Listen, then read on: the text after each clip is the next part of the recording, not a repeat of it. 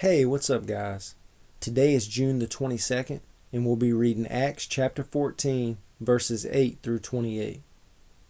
While they were at Lystra, Paul and Barnabas came upon a man with crippled feet.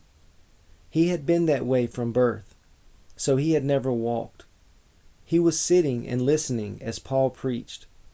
Looking straight at him, Paul realized he had faith to be healed. So Paul called to him in a loud voice, "Stand up." And the man jumped to his feet and started walking. When the crowd saw what Paul had done, they shouted in their local dialect, "These men are gods in human form."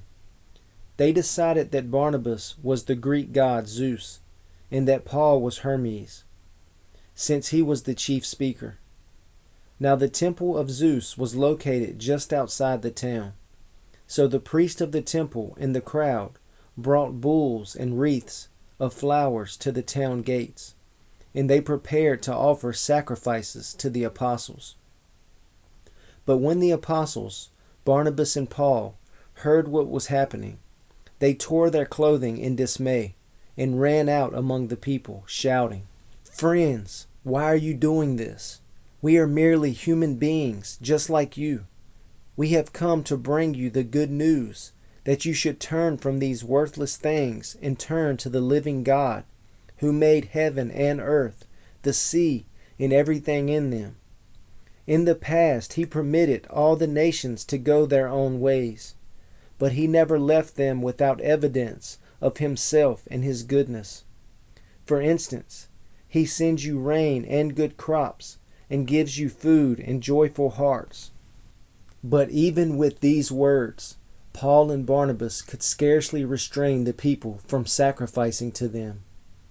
Then some Jews arrived from Antioch and Iconium and won the crowds to their side. They stoned Paul and dragged him out of the town, thinking he was dead.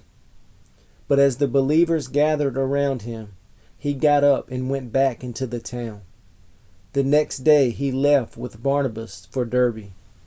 After preaching the good news in Derbe and making many disciples, Paul and Barnabas returned to Lystra, Iconium, and Antioch of Pisidia, where they strengthened the believers.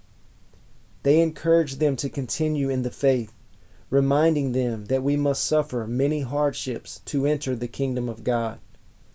Paul and Barnabas also appointed elders in every church.